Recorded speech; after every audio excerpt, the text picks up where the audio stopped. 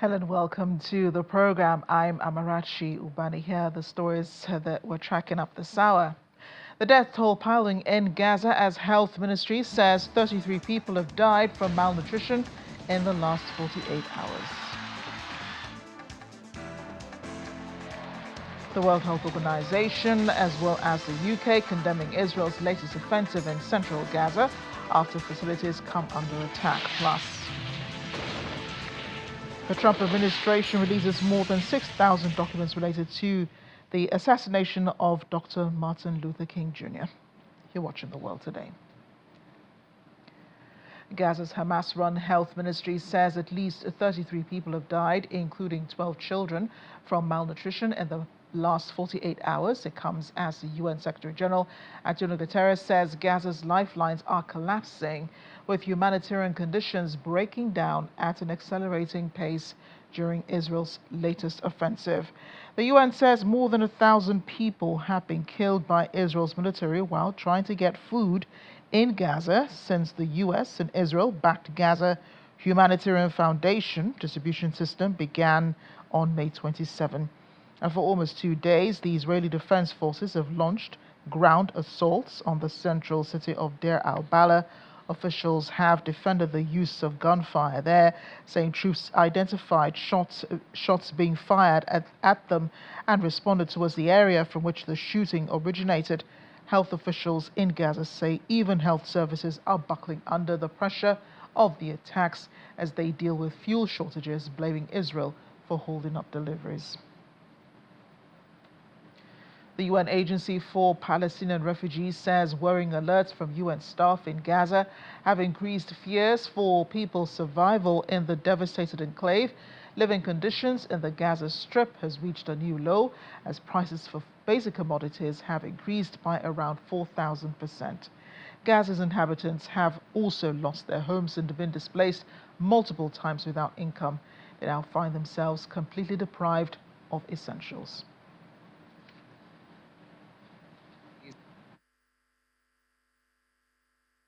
Including on our stand in Gaza. Doctors, nurses, journalists, humanitarians, among them UNRWA staff, are hungry. Many are now fainting due to hunger and exhaustion while performing their duties, reporting atrocities or alleviating some of the suffering. Meanwhile, seeking food has become as deadly as the bombardments. The so-called DHF distribution schemes is a sadistic death trap.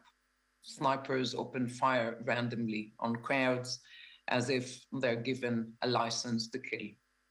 It's a massive hunt of people in total impunity. Commissioner General adds, this cannot be our new norm. Humanitarian assistance is not the job of mercenaries. Mothers are using plastic bags instead of diapers. We remind that we at UNRWA, we have stocks of hygiene supplies, including diapers for babies and for adults, waiting outside the gates of Gaza just to get into Gaza and help babies and older people. Following intensified hostilities in Deir al-Balah after the latest evacuation order issued by Israeli military, the WHO staff residence was attacked 3 times yesterday. Staff and their families, including children, were exposed to grave danger and traumatized after airstrikes caused a fire and significant damage. Israeli military entered the premises, forcing women and children to evacuate on foot toward Al-Mawasi amid active conflict. Dialogue between parliamentarians. Male staff and family members were handcuffed, stripped, interrogated on the spot, and screened at gunpoint. 2 WHO staff and 2 family members were detained. 3 were later released, while 1 staff member remains in detention. It certainly is time, if not long overdue, for international media to go into Gaza, precisely to look into the facts and to help with reporting first-hand information on the horrors that people in Gaza are living through. Juliet, I see your hand is up. Is that something you want to vote? Thank you, Gabriella. Another UN agency, UNICEF, has called for lasting peace in the region as Gaza needs political will to succeed. The temporary ceasefire between Hamas and Israeli forces, during which hostages and prisoners exchanges were conducted, took effect on January 19, lasting for about 2 months. It came to an end with Israel's strikes in Gaza in early March. Stressing the dramatic humanitarian conditions in the war-torn region, the UNICEF spokesperson, Rosalia Bolin, insists on the urgency of allowing aid supplies to the war-ravaged region. Very hard for us to pick those supplies up from within Gaza and to bring them to our warehouses and to bring them to children. And we've also had major challenges with criminally motivated looting. So criminal groups who try to steal, to hoard the aid supplies so that they can then sell them at very high prices in the market. This is problematic. It puts the lives of aid workers, it puts the lives of truck drivers at risks, but it also puts the lives of children at risk. Children should be getting these supplies for free. So it is a very dramatic situation. And to get out of it, to get out of the situation, we need the mass influx of aid into Gaza. In February and March, in February, because on March 2nd, the aid blockade started. But in February, we didn't have issues with distribution as UNICEF. We didn't have issues with people surrounding our trucks, stopping the trucks, take the aid supplies off, because we were entering, as the humanitarian community, over 600 trucks with supplies every single day. Right now, families don't have the trust that supplies are coming in, and they're not. There's not enough for people to eat. So the answer to this situation is to allow aid supplies and commercial supplies in at scale, and to reach people in need wherever they are inside the Gaza Strip. Meanwhile, the World Health Organization says Israel's offensive in central Gaza has compromised its efforts at continuing work after facilities came under attack. The UN agency accused Israeli forces of attacking a staff residence in the city of Deir al-Balah on Monday and mistreating those sheltering there. Its main warehouse has also been attacked and destroyed. The WHO said that the Israeli military its staff was detained by troops during the raid on the residence and is still being held and demanded their immediate release. The Israeli military says it detained several individuals suspected of involvement in terrorism in the area and that most of them were released. The first major Israeli ground operation in Deir al-Balah since the start of the war has displaced tens of thousands of civilians amid warnings of a severe hunger crisis. Discussions are ongoing in the UK over Israel's actions in Gaza. The UK Foreign Secretary David Lammy, addressing the House of Commons on Monday, condemned the killing of civilians trying to access aid into Gaza. He says he has joined 31 foreign ministers in signing a joint statement that the war in Gaza must end now. He also signed off additional funding for aid. Minister Katz has gone first. Well, with permission, Mr. Deputy Speaker, I'd like to make a statement on the Middle East. I'll begin on Syria. We've been horrified by the recent violence in the south, including civilian deaths. Clashes between Druze and Bedouin militias have quickly escalated into intense fighting, with involvement from government forces and further Israeli strikes on the Syrian military. As I said directly to Foreign Minister Shabani, we want to see the fighting ended, civilians protected, and the rights of all Syrians upheld. The violence in Sawada must be investigated and those responsible held accountable. We want humanitarian access to be restored, aid delivered, and Syria's sovereignty must be respected. Almost 1,000 civilians have been killed since May seeking aid, including 100, Mr. Deputy Speaker, this weekend alone. There are near daily reports of Israeli troops opening fire on people to access food. Israeli jets have hit women and children waiting for a health clinic to open. An Israeli drone has struck down children filling water containers, which Israeli officials blamed on a technical error. Hamas is, of course, contributing to the chaos and taking advantage of it. But I utterly condemn the killing of civilians seeking to meet their basic needs. The Israeli government must answer what possible military justification can there be for strikes that have killed desperate, starving children? What immediate actions are they taking to stop this litany of horrors? And what will they do to hold those responsible to account? Mr. Deputy Speaker, I've said before, I'm a steadfast supporter of Israel's security and its right to exist. I treasure the many connections between our peoples, and the horrors of October the 7th must never be forgotten. But I firmly believe the Israeli government's action are doing untold damage to Israel's standing in the world and undermining Israel's long-term security. Netanyahu should listen to the Israeli people, 82% of whom desperately want a ceasefire, and to the hostage families, because they know it offers the best chance to bring their loved ones home. Those hostages may be hidden in cramped tunnels under the ruins of Gaza, but we will not forget them or Hamas's despicable actions, and we will continue to demand their unconditional release.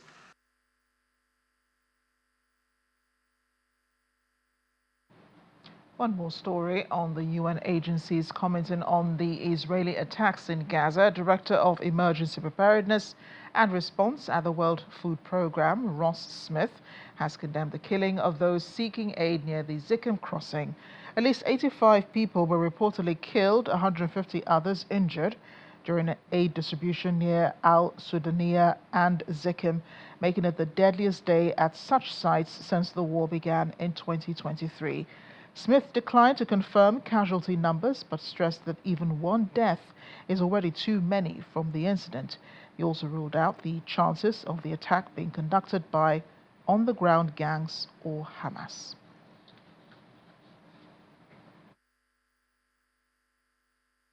I think what we are seeing here is the impact of a really desperate crowd that were clearly aware that there was going to be a movement of our food convoy from the crossing in Zikkim, and we're anticipating that, and they moved en masse towards a checkpoint. And so the desperation is people are putting their lives on the line, clearly, in anticipation of being able to get something from a truck. So that's, I think, is what precipitated this incident. So since the middle of May, we've only been able to move less than 10% of what's needed in terms of number of trucks. So rather than counting trucks, that's kind of what we're looking at as a metric. And so clearly, I mean, severe acute malnutrition, the mortality risks are very, very high, especially for young children. So they need treatment immediately. We are seeing reports, and many of these are, of course, anecdotal reports, but lots of reports of people dying of starvation. We certainly see reports of, and we hear reports of people that are starving to death, and we certainly have the numbers of people that are suffering from severe acute malnutrition, as well as our monitors and our monitoring information that tell us, as I mentioned at the top, the number of people that are skipping, including women and children, meals, food for multiple days in a row. So certainly we have evidence of the severity of the situation. We have the entire population in Gaza under emergency or higher levels of hunger, and actually 1/4 of the population is under IPC phase 5, so facing famine-like conditions. And I anticipate that number to grow, just given what we are seeing on the ground. We are aware of the gangs and the context of operating in Gaza. I do not have specifics of that, but just to say that one of our, certainly of these minimum operating conditions I mentioned, is that we need to have no armed people, no armed groups in and around near our convoys or our food distribution points, and that's all armed actors that I refer to there. And certainly, the presence of armed and criminal gangs is a big risk factor for us. Let's switch gears now to discuss climate change as the UN Secretary General Antonio Guterres informs that energy transition is unstoppable. The age of fossil fuel is flailing and falling, and we're in a dawn of new energy era. This was contained in a special address on climate change today at the UN headquarters in New York. The Secretary General said the rising abundance and the falling cost of renewable energy sources creates what he calls an opportunity for cheap, clean energy, where a gift of power is a gift for all. Mr. Guterres asks countries to fully embrace the potential of clean energy in their new national plans to cover all emissions in their entire economies. Aligned with 1.5-degree limits, integrate energy, climate, and sustainable development priorities into one coherent vision to deliver on global promises to double energy efficiency and triple renewable capacity by 2030, and accelerate the transition away from fossil fuels. A moment of opportunity to build the energy systems of the 21st century. The technology is moving ahead. In just 15 years, the cost of battery storage systems for electricity grids has dropped over 90%. But here is the problem. Investments in the right infrastructure are not keeping up. For every dollar invested in renewable power, just 60 cents go to grids and storage, and the ratio should be 1-to-1.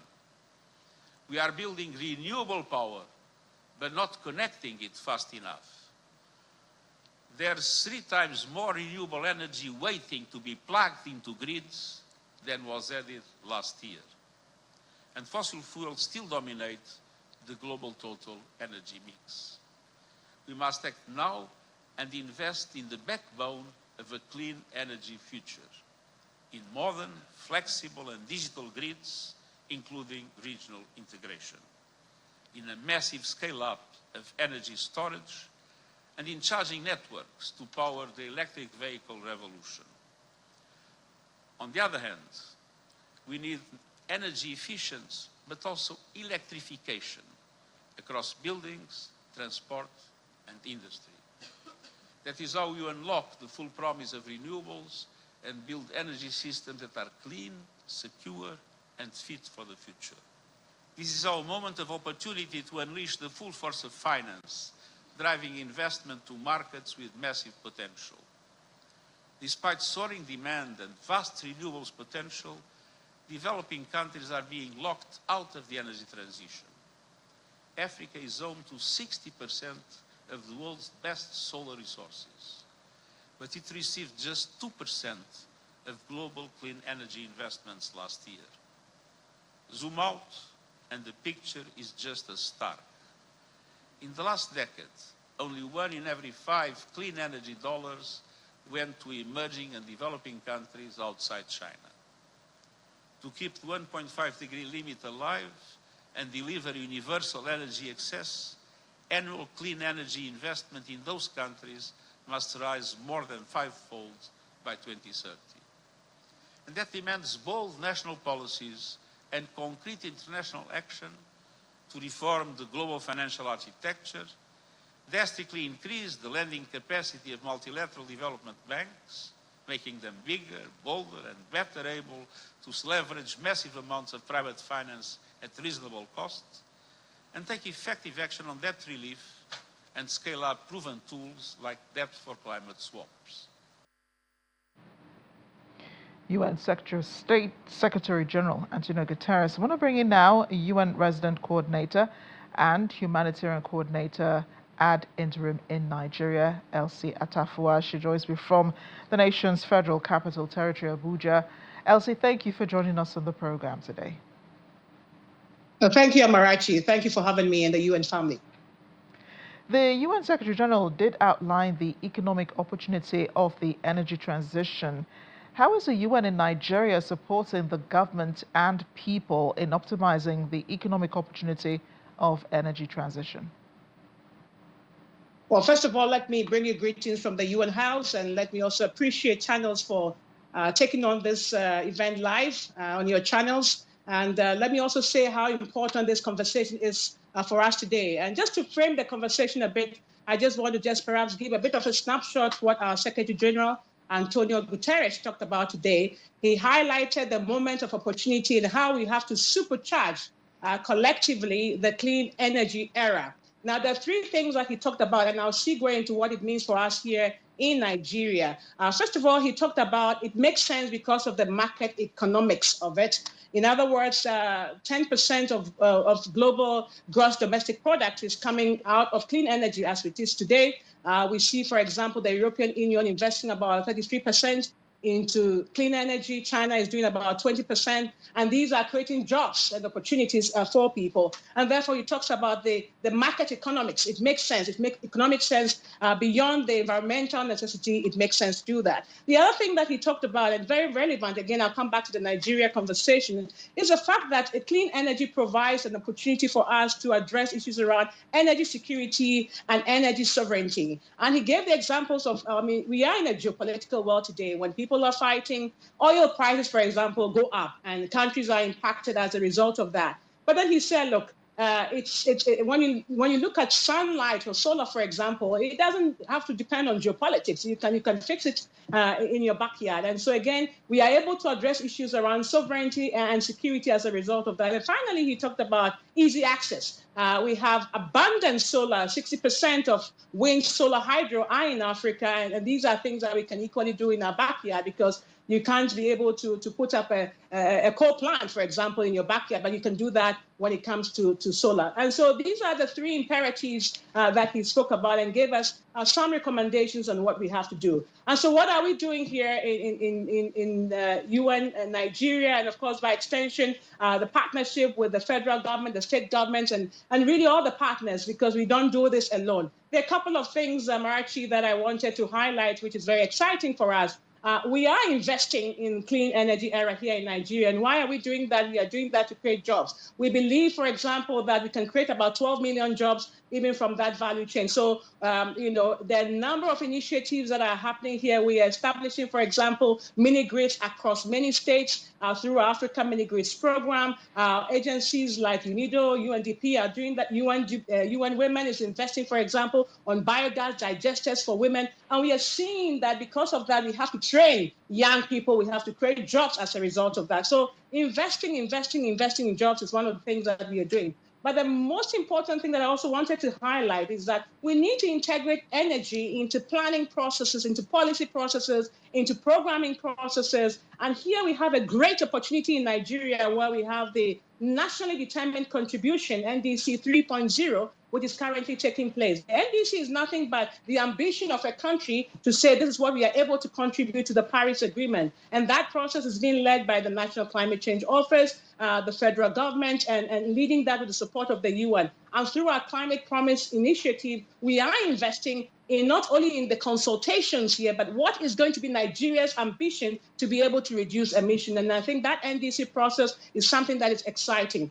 But also beyond that, the country has a new Electricity Act 2023, which empowers states for the very first time to produce their own electricity, to be able to distribute it, for example. And so we are now working with the states and making sure that they can translate a policy instrument into action. The third thing that we are doing that we are truly excited about is in the area of innovation. For us to be able to take this conversation forward, we must innovate. And young Nigerians are innovating like never before. Let's take our lithium, for example. We sit on lithium here in our beloved country, but how do you take the lithium all the way to battery, for example? And we are very excited that we'll be establishing the first mining lab in Nasarawa University, where we're going to work with not only the students and the faculty, but the rest of the country to say, how do we take a precious stone to all the way from where it is all the way to the market? Again, these are very exciting things that we're looking at. But two quick things in terms of what the UN is doing, because it's very important.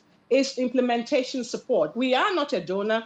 We come with great technical advisory support, strategic advisory support, and so we are providing implementation support to our states. In the last few weeks, I have been going around Amarachi in different states, talking to different partners, and it's very clear that there's a desire to move forward with the clean energy era, but we need to support with capacity building, bringing knowledge from different countries. What is India doing differently? What is Bangladesh doing differently? What is China doing different? And this, given that the UN is almost in 170 countries and territories, we are able to bring that knowledge to bear to support our countries to really move the needle when it comes to implementation. And finally, I think financing is always going to be a big issue when it comes to where is the money going to come from and how affordable would it be. And therefore, there are a couple of things that we are doing in the financing area, and we are very excited because we are partnering, for example, with international financial institutions, the African Development Bank, the World Bank, and working with different partners to see what are the instruments available, whether it's guarantees, it's equity, it's loan, it's grants, and to make sure that we have that blended finance. But also we do have a number of vertical instruments in the environmental sector, for example, the Green Climate Fund, the Global Environmental Facility. We have mobilized resources for Nigeria for that. I think one of the interesting things that we are currently working with, and we are looking at partnership again, deepening our partnership with the Rural Electrification Authority, for example, where they are looking at, the asset base. They are investing in different spaces, in different universities, in different, hospitals. How do we take that asset base as a foundation, right, then leverage? And so these are some of the things, I think, in the interest of time, that the UN is doing, but it's a very exciting time for us, and we want to appreciate the leadership of the government of Nigeria in terms of taking the conversations forward. Well, quite clearly, the UN has been really busy, doing all of these projects, which are really good. But then there's also the contribution to the climate change plans that are outlining how the country will reduce greenhouse gas emissions. Can you talk a bit more about what or how the UN is helping Nigeria in this regard? Well, I mean, first of all, we need to, I think the question is around what we are doing with the nationally determined contribution, the NDC. This is under the leadership of the government, so we are just really supporters and facilitators. First of all, I think it's quite important to do a clear analysis of which sectors are impacted, which sectors are emissions. So you have to really diagnose where the issues are coming from. So you take your land use sector, for example, you take your transport sector, you take your health sector. These sort of really analysis in terms of the landscape is something that we are doing. But beyond that, also, it's a question around then what is the level of ambition? So we are bringing experts. We have experts that have been working with the government here in Nigeria and elsewhere to make sure that we are also raising the ambition. So again, we are facilitating with the technical assistance in that regard. But consultation is going to be very important, Amarachi, as we do this. For us to be able to implement the climate actions, people must understand what it means and what it takes. And so there are a series of consultations that are planned both at the federal level, at the state level, with governors, with private sector, with youth, because they must own it. So through the Climate Promise Initiative that is being led by the UN, and the Secretary General is putting this at the disposal of countries, we are able to then support Nigeria to take its bold ambition forward. So these are some of the things that we are doing here in Nigeria. Well, Elsie Atafua, thank you so much. You answered most of all of the questions I had for you today, but then I guess that's just the drive and the zeal with which the UN does its job here in Nigeria. Thank you so much for joining us on the program today. Pleasure having us on the program today. Thank you very much for your time as well. Thank you. We're off on a break now on The World Today. Still ahead. Lead poisoning and hundreds of children sick, how China is investigating the case in Tianshui City. Stay with us.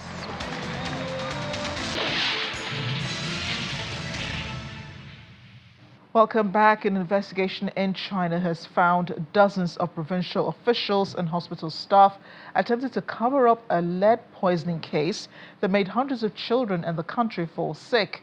The officials reportedly tampered with the blood tests of students who were poisoned at Beijing Kindergarten in Tianshui City.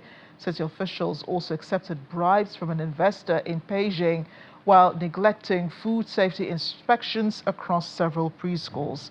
The report says in an attempt to attract more students, Beijing officials had used inedible paint to enhance the look of its meals. Food samples were later found to contain lead 2,000 times in excess of the national safety limit. 8 people were initially detained for their involvement in producing the toxic snacks. 6 of them, including the kindergarten's principal, cooks, and an investor, have been arrested, according to the report. 3 people are still missing following intensive relief work in the aftermath of large-scale flooding in Texas this month. The number was down from a staggering 160 unaccounted for in Kerr County as officials praised the work of the rescuers. Centerpoint Volunteer Fire Department member Razor Dobbs discussed the entire operation during an interview, including when he first realized that things were really bad. Flash flooding began on July 4. 135 people were confirmed dead, including a group of children at Camp Mystic, a Christian girls' summer camp on the Guadalupe River, with huge destruction also seen to property and infrastructure. Hill Country, a popular tourist area for campers along the river, was completely decimated. There are still search teams out on foot and with canine units, but there's also a big surge of heavy equipment that are dissecting all the debris piles. You know, there's countless huge debris piles of brush that have stacked up and dammed up, and these big machines with spotters and people are slowly picking these things apart. And then the dogs go in and smell, and people look, and they're slowly just pulling things apart, trying to find more victims. And this is going for, in our Kerr County, this is going for at least 30 miles. And it's a big operation. No, and I grew up in this area in Kerr County, and it floods here. But this one is huge. The last one that I remember ever being this close, I was 8 years old. It was in 1978. But it didn't have there wasn't as many people killed in it by far. But this one is this is huge. This is beyond huge. We are very used to floods here. And this one went so far out of the banks, 36 feet rise. In some areas it went up to, in some small areas it went up as much as 70 feet. So on the search and rescue, we've been recovering the victims for 2 weeks now, and it's difficult. But you go into a work mode. You're in a work mode, and you're doing your job, and you're doing that. But then at night, when you go home late at night, it hits you, and so you have to process that with our fellow firefighters and with other people, because we're all human beings and we all have loved ones, and no matter how tough we think we are, we're not supposed to see this kind of trauma on mass scale. We're not supposed to see that, and we are all working together, and the communication's been very, very great. We've had every asset we could use, so that has been fantastic. In the Russia-Ukraine war, the Kremlin has expressed cautious optimism over the possibility of a new round of Russia-Ukraine peace talks taking place this week as diplomacy tentatively resumes amid a complex and drawn-out conflict. While signaling Moscow's readiness to participate, the government spokesperson Dmitry Peskov tempered expectations, warning that no miraculous breakthroughs should be anticipated from the negotiations. He described the ongoing conflict and diplomatic efforts as so complex that even limited agreements, such as prisoner exchanges, should be viewed as meaningless progress. Referring to the outcomes of previous talks, Peskov pointed to last month's agreement to exchange additional prisoners of war, focusing on the youngest and most severely wounded, as well as to repatriate the bodies of 6,000 fallen soldiers from each side. It mirrors Ukrainian President Volodymyr Zelensky's words in a video address on Monday night that the upcoming round of peace talks will be held in Turkey on Wednesday. Denmark's Immigration Minister Kar Devad says the European asylum system is broken while speaking ahead of an informal meeting of EU interior ministers in Copenhagen today, amid growing frustration surrounding the bloc's migration and asylum pact. The Danish minister called on member states to devise solutions that actually work to deter irregular arrivals and dismantle what he describes as criminal networks profiting from smuggling routes into the EU. The European asylum system is broken. We need innovative solutions. We're here today in a situation where half the people who apply for asylum in Europe are rejected, and only 1 in 4 of those who are rejected are sent back to their country of origin. We have a pressure on the EU external borders from the east, from states like Belarus and Russia, and we have a pressure from the south, from criminal gangs and human smuggler networks. And this is something that we need to solve. We need to return people faster. We need to make innovative solutions and new agreements with countries outside of the European Union. And I'm looking much forward to meeting with my colleagues today to discuss these matters in this informal council. I think we need to perceive the flow of people as something that is orchestrated from organizations that are earning billions of euros each year in these activities, and what they sell is a product, and the product is access to various European countries. If we devalue that product or make it impossible for them to come, then it will be much more difficult for them to transfer people, and that could be done by making swift returns, also making sure people doesn't have legal residency are returned to the country of origin, but also by processing asylum claims outside of the Union. Over in the Philippines, President Ferdinand Marcos Jr. has stated his top priority for his official visit to Washington is to push economic engagement and negotiate a bilateral trade with President Donald Trump. He was speaking at the press conference in Pasay over the weekend. Marcos says the visit, which is the first by an ASEAN head of state since Trump took office in January, is essential for the Philippines to continue advancing national interest and strengthening the alliance. President Trump, it is my first visit to Washington following the inauguration of President Trump earlier this year.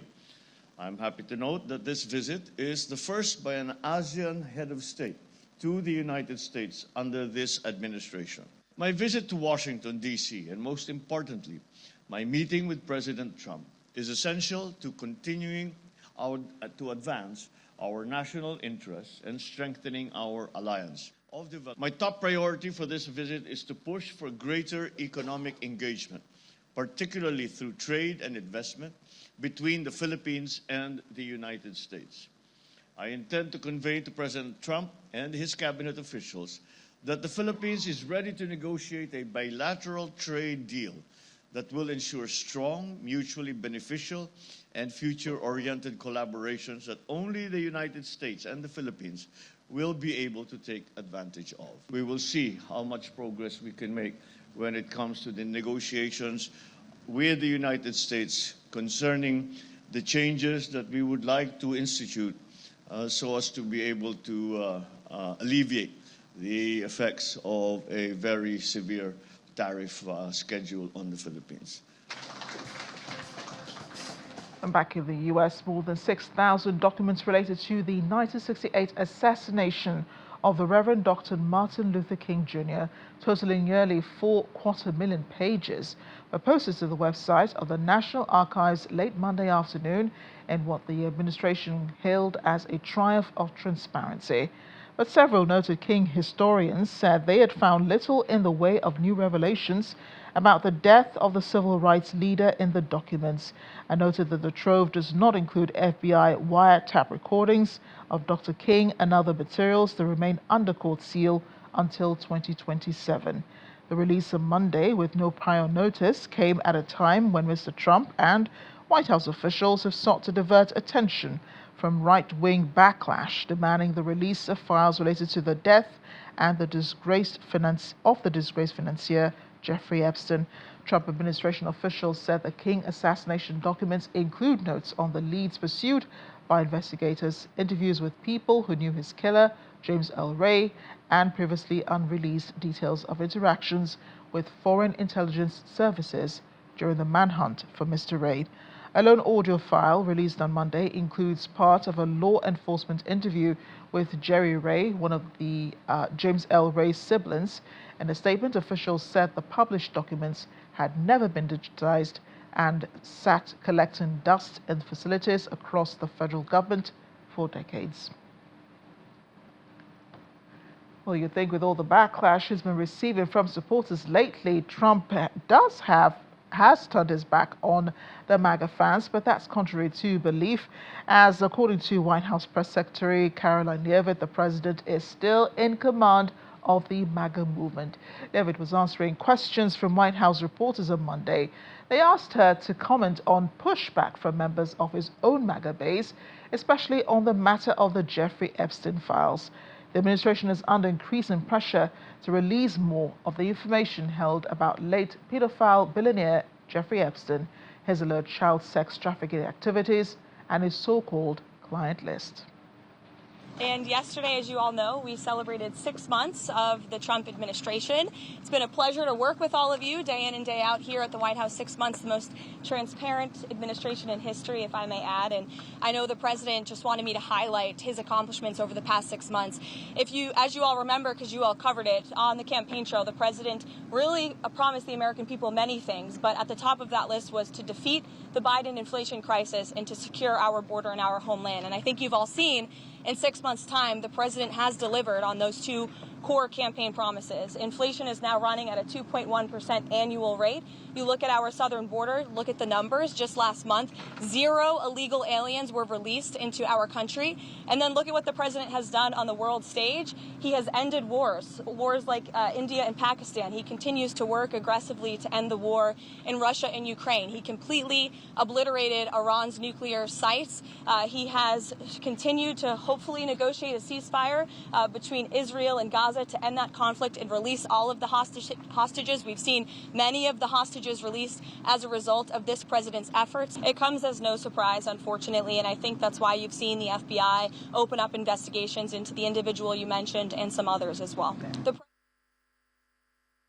Our correspondent in Washington, Maria Bird, has been monitoring the situation for us. Maria, great to hear from you. We understand you're in transit. The president has not kept his promise, a lot of his promises to the MAGA fans. How do they really feel about this? Well, these files were obviously from the beginning of his administration. He stated that he would call for a release of the files for MLK, Dr. Martin Luther King Jr., and also for the Kennedy family as well. And so it is very clear that the files surrounding President Kennedy and also Robert F. Kennedy are also ones that he said he would be releasing. And these files have been, obviously, it's been almost 5 decades. And so when you think about the time, and that's one of the things the King family is requesting, that people think about the context of the historical nature of this. So the historical context is very key as these files are being reviewed. It's over 280,000 documents that are going to be set to be reviewed. As of right now, there's been nothing additional that provides any new information that I think would spark any new thoughts around the killing, especially for Dr. King. One of the things the family has been stating for several years is that they do believe that the initial individual who was convicted of the killing, that was a cover-up. And so their concern is really around whether or not anything is going to be released about actually what fully occurred with the killing of Dr. King. And so they're, calling for people to obviously think about this from a historical perspective, but at this time, there's been nothing additional uncovered that would bring new insights into this over 5-decade situation.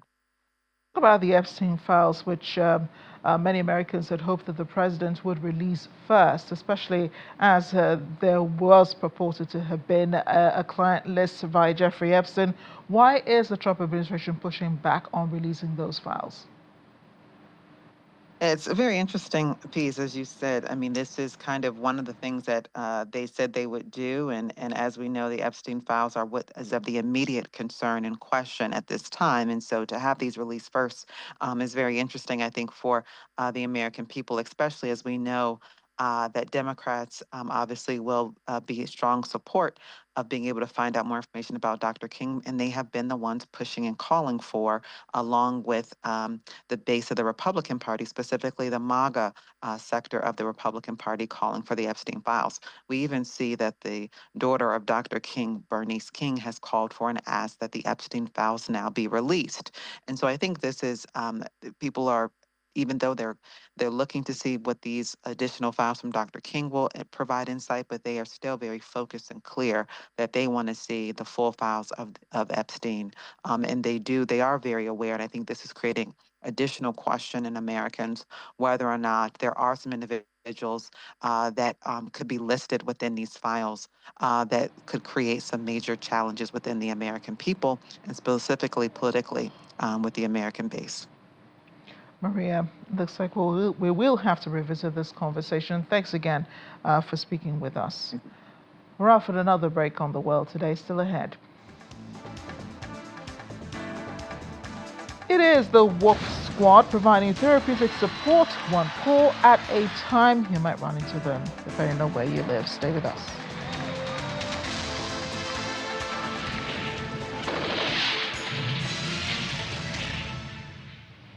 Welcome back to The World Today. Tourists are once again witnessing a volcanic spectacle in Iceland as access to the eruption zone near the Grindavik reopened on Monday. We're looking at footage of lava spewing from craters with smoke billowing into the sky, rivers of molten rock flowing across the landscape. Crowds were spotted from a safe distance taking photos. Their latest eruption, which is the 12th since 2021, began last Wednesday, followed by over 130 small earthquakes in the region. Authorities had previously evacuated 100 people, including visitors to the Blue Lagoon and campers nearby. Roads in the area have also been temporarily closed for safety. And Typhoon Uifa has brought widespread flooding to the Philippines, with communities in Metro Manila left submerged in waist-deep water. Quezon City looked like this on Monday. Streets turned into canals, locals wading through flood waters, and floating garbage seen in the mix. One resident highlighted poor waste management as a major cause, while others tried to carry on with their day-to-day activities despite the conditions. In Manila, vehicles struggle to navigate submerged roads and rescuers use boats to access stranded areas. Infrastructure damage include 173 impassable road sections, 11 bridges, and over 1,500 homes affected by the flooding. Several people have also been reportedly missing. A new photograph of Prince George has been released by Kensington Palace to mark his 12th birthday. The image was taken earlier this year in Norfolk. It features the smiling prince in a rural setting wearing a gilet and friendship bracelet. The image message was posted to social media from the Prince and Princess of Wales, William and Kate, saying happy 12th birthday to Prince George with a birthday cake emoji. George is the first son of Prince William and Catherine, the second in line to the British throne. And environmentalists in southern Lebanon have released newly hatched baby sea turtles into the Mediterranean Sea as part of a long-running conservation effort. We're looking at the activities in Mansouri Beach, showing volunteers helping the tiny hatchlings reach the water safely. Some were seen digging in the sand and counting eggs. The head of the Turtle Launch Initiative said 63 nests have been protected so far this season, though hatching has been delayed due to lower temperatures. The Ministry of Environment, alongside international partners, is working on new measures to safeguard these coastal habitats. And as we end the program, in the Colombian capital, Bogota, a team of emotional support dogs are offering support to shoppers at a mall. Hulk and Lassie are two of the 4 trained dogs that make up the Wolf Squad, patrolling the Plaza de la Americas shopping center in 2 shifts each day. The initiative is supported by trainers and medical staff, ensuring high standards of therapeutic care. The program aims to provide a friendlier alternative to security dogs, encouraging interaction and easing stress for visitors, especially those in need of emotional support. That's the world today. Thanks for watching. I'm Amarachi Ubani.